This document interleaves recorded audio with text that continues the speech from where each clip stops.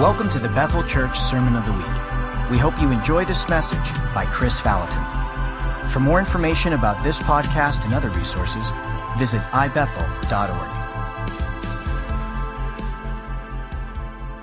I want to talk about something that, as far as I know, in the 40 years I've been with Bill, I've never heard us actually do a message on. I want to talk about marriage and divorce, or divorce and remarriage. And so about a year ago, I felt the Lord say to me, I want to talk to you about re-enlisting 30% of my people back into the army. And I'm like, all right. And he began to talk to me about divorce and remarriage.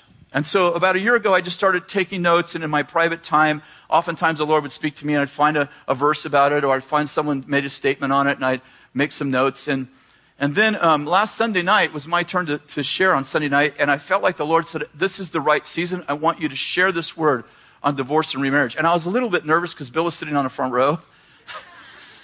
All the preachers know what I mean, right?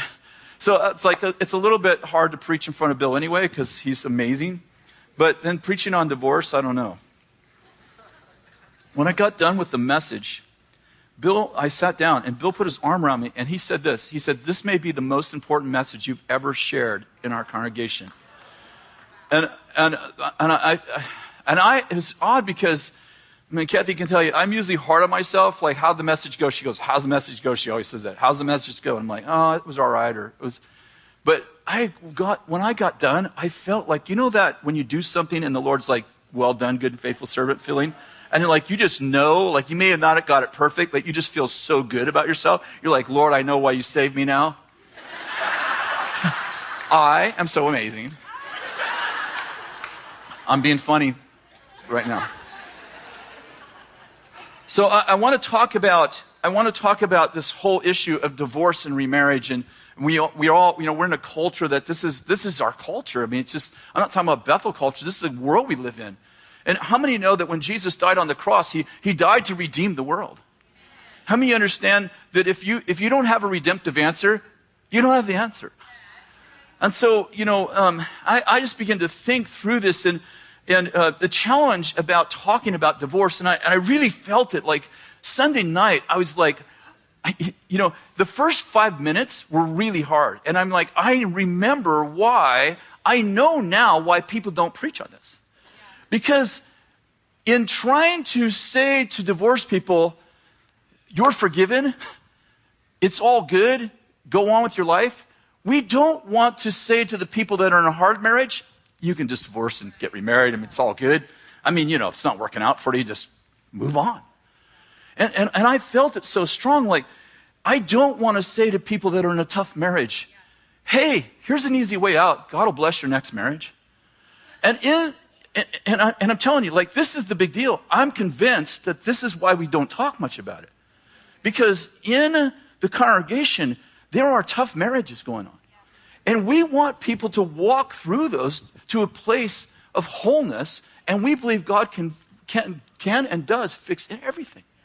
And so in our zeal to protect marriage and to value marriage, we have unknowingly committed our divorced people to, how many of you know we've kind of sold them to an ice castle and marked them as, this is our modern lepers. And we often say, well, you can't, okay, if you've been divorced, you can be forgiven, but you can't ever be an elder again. Or you can be forgiven, but you're not teaching our Sunday school class. And it's like, okay, it's like you have failed so miserably that your failure defines you. And so I began to just work through this like, wow, this is not the way forward. And so I feel so strongly that we need to figure out how to talk to our people who have failed. How many have failed in here? Oh, good. We're among friends. And so, and I just began to think about how important it is that we actually, if you will, recommission our people who have failed, which is everybody in here. I love Paul Manwaring's story of his story about being in in the juvenile prison, running the juvenile prison, and he said, I used to like to get an old Bible, like just an old paperback Bible, and he said, I'd get in front of my young juveniles, and I would say to them, I'm going to rip out all the pages of the Bible that were written by murderers. And of course, he'd rip out the first 5 books of the Bible, which are written by Moses. And then he'd go in and rip out the Psalms, which are written by David. And then he'd go into the New Testament and rip out 13 books of the New Testament because they were written by Paul.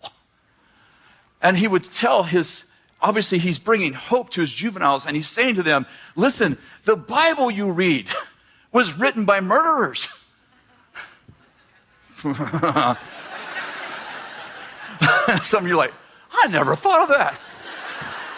Like, we don't want a divorced person to teach Sunday school, or a divorced person to be an elder, or a divorced person can't be a leader of a church anymore, but we're reading a Bible that half the Bible was written by murderers. I knew you didn't think of that. How many know God hates divorce? But in Jeremiah chapter 3, verse 8, God says, speaking of Israel, I saw that she was adulterous, faithless Israel, and I sent her away and gave her a certificate of divorce. God said, I hate divorce, but I divorced Israel. How many know God hates divorce? But he divorced Israel. And what I'm getting at is that there are times when God goes, that's enough. It's over. You've committed adultery against me. You're done. See, how many know that God's the one that made fun? He made pleasure. God's the one that made, like, sex. How many know God made sex? Only half you raise your hand. I'm like, okay. The stork didn't bring you. Your mother lied to you. How many know it was God's idea to make sex fun? I mean, he could have made you like a bird, like you just lay on an egg, you sit on an egg for 9 months. You're like, hey, it's your turn. I've been on it for eight hours. It's your turn. How many of you would be here if it wasn't fun? I mean, half of you, 3/4 of you, your mama and daddy, anyway, the point is, it was God's idea to make it fun. How many know that when you eat food and it tastes good? God put those on there. He could have fed you like maybe you be like a frog and all you eat is flies. But God said, Psalms 34:8, taste and see that the Lord is good. And when you taste, you go, good God. Good God. Aren't you glad you aren't eating flies, or God didn't figure out some way to feed you intravenously? I'm saying when you're like, where are you going? Does this have anything to do with divorce? I'm saying when God says no or don't, there's a reason. He's not the cosmic killjoy. He's the guy who created pleasure. In fact, he made you for his own pleasure. So when God says don't do that, it isn't because he's trying to wreck your fun. He's trying to make sure you don't wreck your life. And how many know when you marry, the word marry comes from the word merge. And when you marry, literally 2 people, help me, they become one. Psychologists say that the greatest anxiety in life, the greatest anxiety in life comes from a death of a child. The second greatest anxiety in life comes from divorce. When God says don't, there's a reason. See, when you marry, it isn't just the sexual act, the physical act that's happening. There is something that's called a soul tie that happens in you. I like to, maybe because I'm a woodworker, I like to actually illustrate like this. If you take 2 pieces of wood and you glue them together and you let the glue dry, and if you do it right, you let it dry and you try to pull them apart a few days later. If you know anything about woodworking, you know that when you rip these apart, and by the way, it's not easy if you do it right, when you rip these apart, it won't rip at the glue mark. Actually, some of the wood that was on this board will be on this board. And some of the wood that was on this board will be on this board. And for the rest of this board's life, if you sand it off or whatever, this board will be on this board and this board will be on this board. And it's actually a perfect picture of what the Bible calls soul ties. When you marry, you become one. How many know the two becomes one? But when you divorce, you don't rip at the glue line. You rip apart. And a piece of that husband stays with the wife. And a piece of that wife stays with the husband. And there is a soul tie that remains for life. Now, obviously, God does miracles, but you get the idea. God's not saying, don't do that. He's not like wrecking your fun. He's like trying to make sure you don't wreck your life. So when people say things like, well, you know, we're just not happy. I think we'll get divorced. Oh, you don't think you're happy now. Wait to see what happens when you rip yourself in half and then do that to your children. So I'm like, hey, if you got a tough marriage, work it out. Well, it's hard. Work it out. Because divorce is the second greatest stress you could have in life. So let's go to Matthew chapter 19. I want to talk about what Jesus said about divorce. We'll start from verse 3.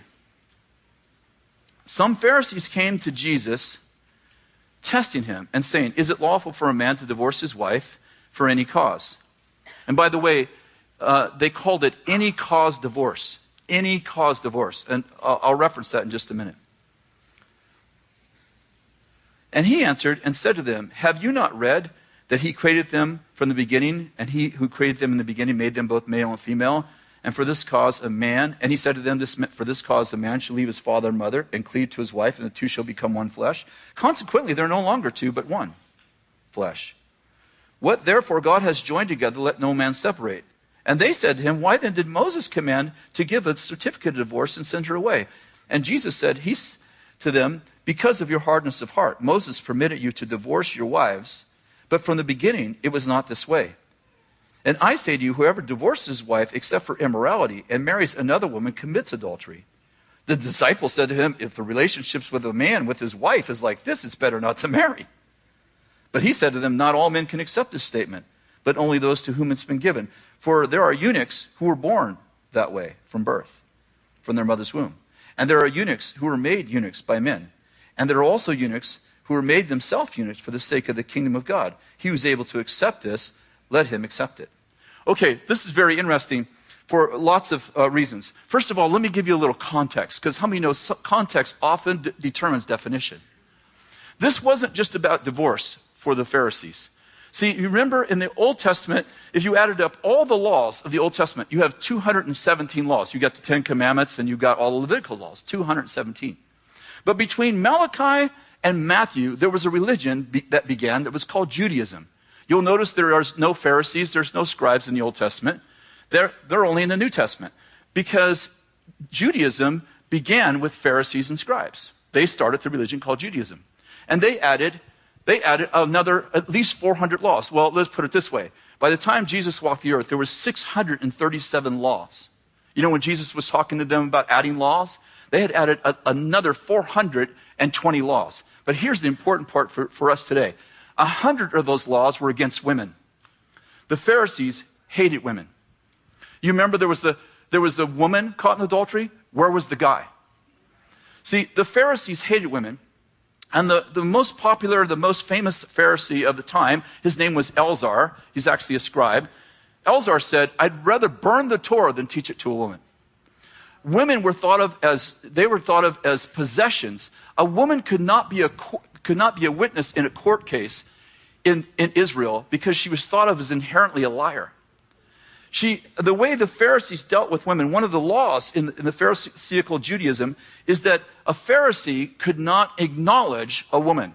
In other words, it's not that he couldn't talk to her, he had to pretend she wasn't in the room. Do you remember Jesus at Simon the Pharisee's house? And there's the woman who broke in and started pouring oil on Jesus' feet and kissing his feet, perfume, I should say. And Jesus says to Simon, look at this woman.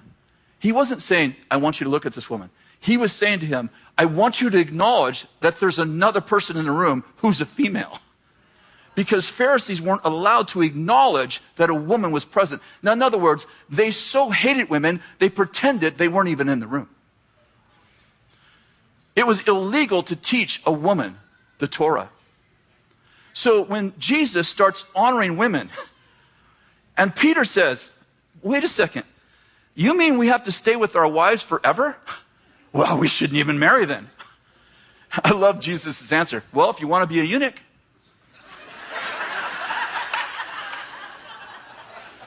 I love Peter's like, well, we shouldn't even marry then. And Jesus like, well, if you'd like to be a eunuch, some people were born eunuchs and men made them eunuchs and some people made themselves eunuchs.